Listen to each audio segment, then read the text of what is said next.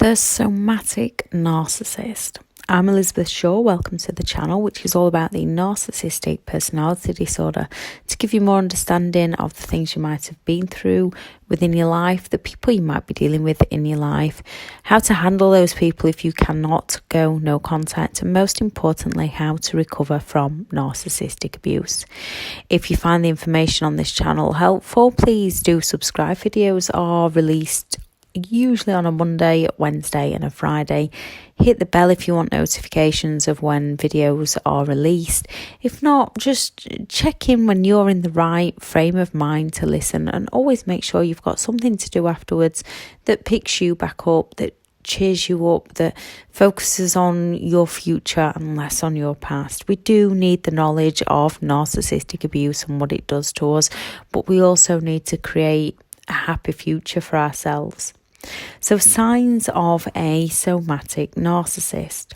The narcissistic personality disorder is on a spectrum. However, to have the disorder, they do need at least 5 out of the 9 characteristics. Even with 5 traits, their personalities differ as they are individuals. Although some personality types will cross over, the overt will often use covert methods of manipulation.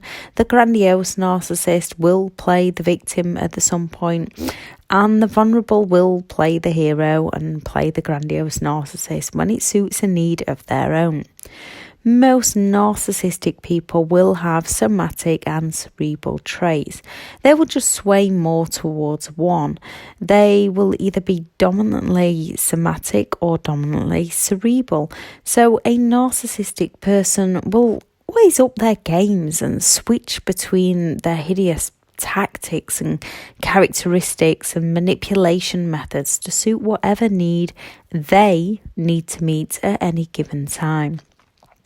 Somatic versus cerebral. Somatics they are focused on looks. Cerebral are focused on intelligence. So they get their needs met either using their bodies, the somatic, or using their minds, the cerebral. The 9 characteristics of the disorder are a sense of entitlement. They believe they have the right to anything and everything they want. The what's yours is mine kind of attitude. Arrogance and dominance. They are proud of who they are. Some will be obvious in showing it and others will hide it away. Exploit. Whatever it is they do, they only do it to meet a need of their own. Grandiose. If they show it or not, they believe they are superior to all others. Jealousy and envy. They will never truly be happy, and they always want what others have, and they're always jealous of what other people have got. Lack of empathy. They cannot truly feel what others do or put themselves in other people's shoes. Preoccupied with power or success. Those who are successful will brag. Those narcissists who are not successful will blame others. Requires excessive attention. They need to be admired by others through love or through fear. The belief they are special. They believe all others are inferior to them. So, more on the somatic narcissist. Like other narcissists, they love and desire special attention. Those somatic narcissists use their bodies to gain this, and their sense of identity is often linked to the approval from others about their looks. When this isn't attained, they can feel deep criticism. As narcissists are extremely jealous and envious of those around them, they will put others down based on their looks, especially those the narcissist feels they are in competition with. Instead of recognizing that we are only in competition with ourselves, instead of being happy for others' success and seeing what they can learn from it, a somatic narcissist will go all out to put others down and sabotage others. They will never be happy for another person's success. A somatic narcissist is often portrayed as a sex addict, and not all sex addicts are narcissistic people, and not all somatics are sex addicts. Although they often are, they don't get their emotional needs met from sex.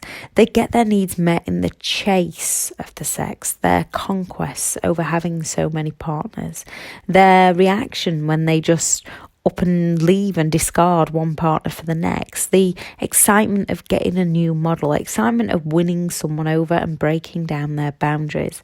It gives them that sense of control and dominance, proving to themselves that they are special, worthy, desirable, interesting, unique, lovable. And so some of the more common signs of a somatic narcissist: 1, pride and concern in appearance and conquest to the excess. Somatics take great pride in their appearance to gain attention from those around them. They will happily flaunt their bodies and brag about their sexual conquests. They are most often the health freaks, but just because someone takes care of themselves, just because someone visits a gym, does not make them a narcissistic person, or have the disorder, should I say, if they don't have 5 or more of the traits. The somatic narcissist wants to make their body, they want to sculpt their body into perfection. Not all of them, still most of them. Some somatic narcissists will just rely upon their facial appearance and superficial charm, like any narcissist on the spectrum, as they believe they are entitled to what they want whenever they want. They will use others, they will exploit others. They treat other people's bodies as an object.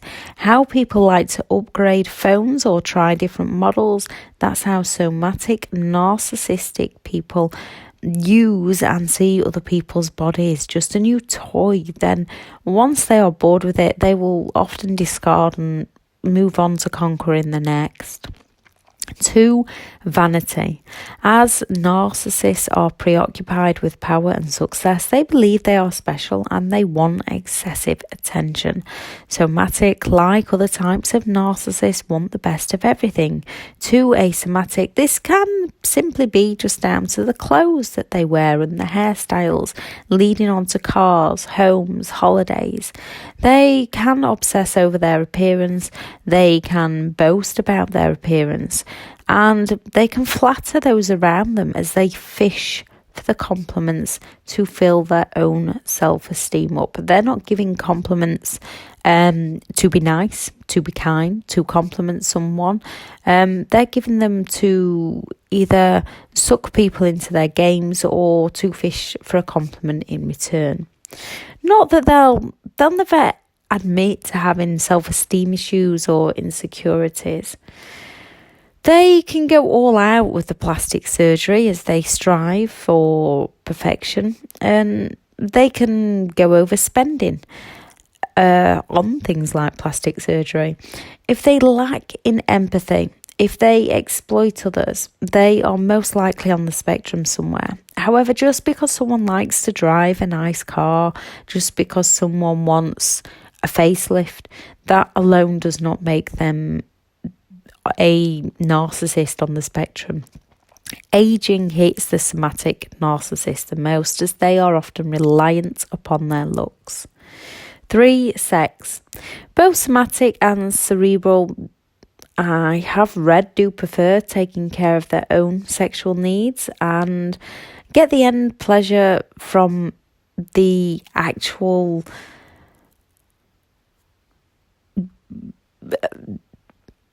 helping themselves, I suppose. They get that from that than the actual sexual encounter with others. Somatic just use others as a conquest, kind of like a challenge, someone they can gain control over. Once married, a cerebral narcissist will often go off sex.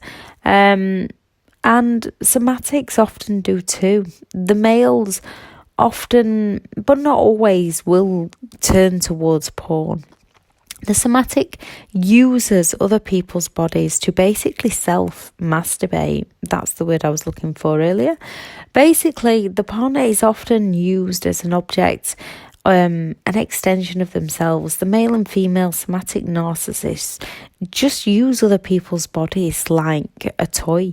Somatics are often preoccupied with sex and believe they are entitled to it. They use their body to draw people in. They use their superficial charm to draw people in, and they believe that any attention they get is an open invitation to sex, and they will go all out to achieve that conquest.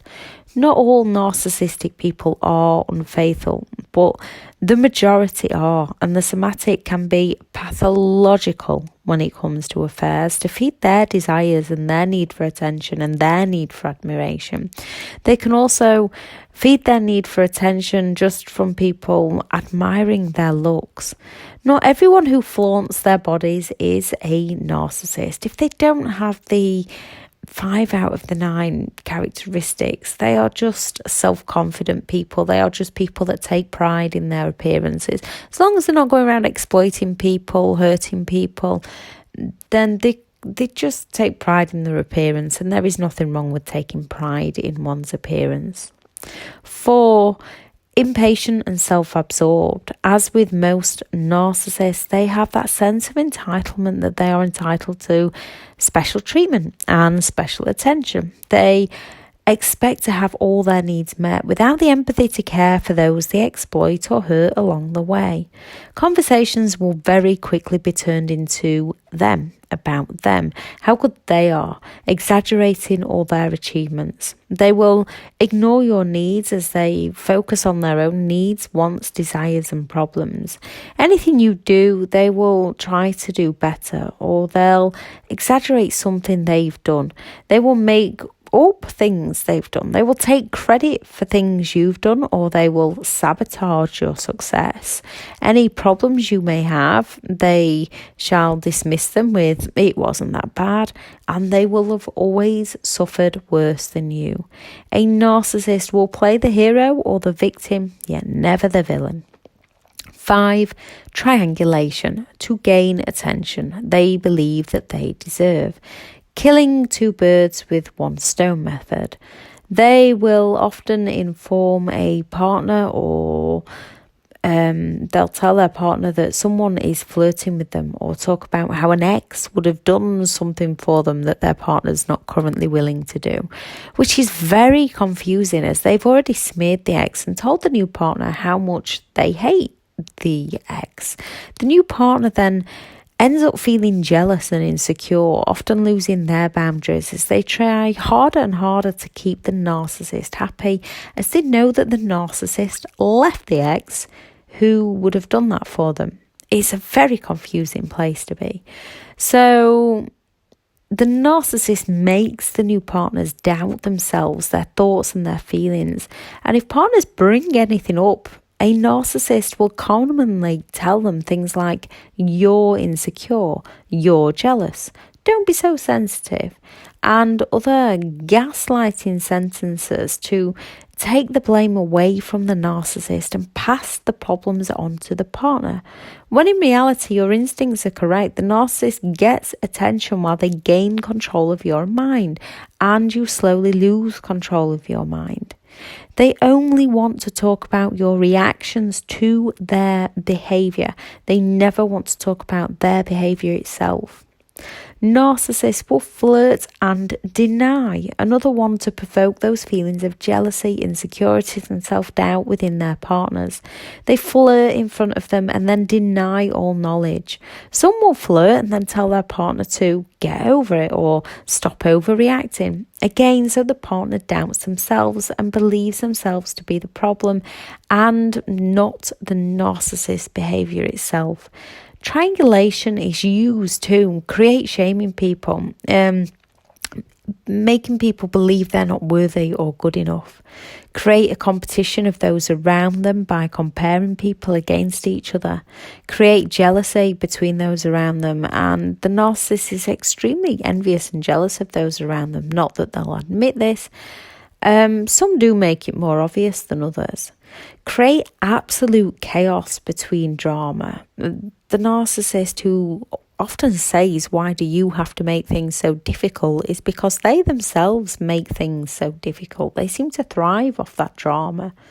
Create seeds of self-doubt in the minds of those around them. Create an atmosphere in others' friendships.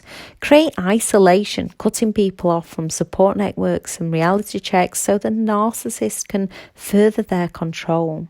Create control over all others. Create a feeling of guilt in others so they conform to the narcissist's demands. Create confusion in those around them.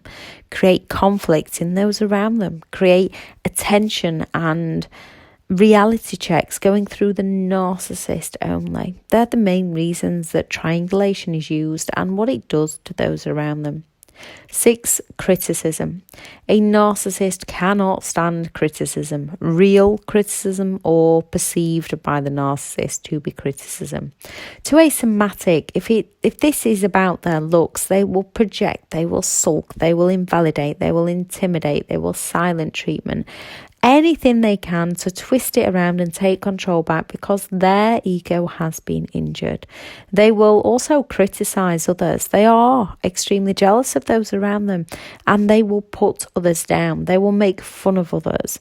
Often, if called out on their behavior, it'll be things like, I'm only joking, don't be so sensitive. 7. Gaslighting. Like all narcissists on the spectrum, a somatic will gaslight those around them. Gaslighting is to psychologically manipulate you into losing your reality. After a narcissist has done this, they'll happily call you crazy for feeling all over the place due to their manipulative gaslighting behaviour. With their blame shifting and projection, we are often left ending up blaming ourselves and thinking we're going crazy. You are not the crazy one. The somatic narcissistic friends and work colleagues and bosses, like any relationship with a narcissist, be it a parent, be it a partner, be it a sibling, be it a boss, they will idolize you. When they first meet you, they will idolize you. They'll be interested in all the things that you're interested in, making plans of things you'll do together in the future, full of flattery towards you. They'll always be there for you. They'll always be calling you, messaging you. While they're showering you with that attention, you're giving them the attention that they require. Then if they perceive you to be doing something better than themselves, they'll not be pleased for you. They'll be envious of you. They'll start their manipulative games of silent treatments and the invalidation will begin. Things like, are you really going to wear that? I don't think that promotion would suit you. You seem tired as it is. Are you sure you want to train there? That college isn't very good. Those triangulation games, letting your friends know that you've said something about them that you haven't said and telling you that they've said things about you that they haven't said, arranging to meet up and not inviting you, yet making sure you find out and blaming an innocent third party as to why you weren't invited. Bosses playing work colleagues off against each other, praising one excessively in front of the others to get them to work harder. The fake promises of the pay rises and the job promotions that then never deliver on. So what can you do if you think you're dealing with any narcissist? Those on the narcissistic personality disorder spectrum do not and will not see themselves as the problem. Therefore, they will not change as they expect you to change and adapt and mold to them. And even when we do this, fawning to their demands, losing who we are and walking on eggshells around them, it will still not be right for them, as they do not know who they are. The best thing you can do is walk away and work on you. This takes courage and strength to face the fear and lose the hope. Focusing on the situation in its entirety can be daunting. So just take it one step at a time. Focus on the fact that you want out. Focus on the life you do want for yourself, the people you do want in your life, and you will take the steps to get there. Talk with people who've lived it, gain clarity on what you've been through, seek therapy if needed. Make sure you feel comfortable with your therapist. Learning your boundaries and sticking to your nose. When we know our boundaries, those red flags become deal breakers. Remember, taking pride in your appearance, working on your diet or exercise plan, treating yourself to a holiday, etc., does not make you a narcissist. It's only when people go around manipulatively exploiting people with that lack of empathy that they could be on the spectrum. I shall add in the description the links to where you can find me on social media for more information on overcoming narcissistic abuse. I shall add the links to the online courses that I have available. I'm not taking on one-to-one clients at the moment. I'm full at the moment, so I'll add the link to BetterHelp also. I'll add the video to the cerebral narcissist and the malignant narcissist. Also the video to fight, flight, freeze and fawn, because that explains more of what happens to us, why we end up walking on eggshells around them. And the video for more information on recovery from narcissistic abuse. If anyone has any signs they've noticed when dealing with a somatic narcissist, please add it into the comments, because it does help. Most people do scroll through the comments, so it does help people recognise things.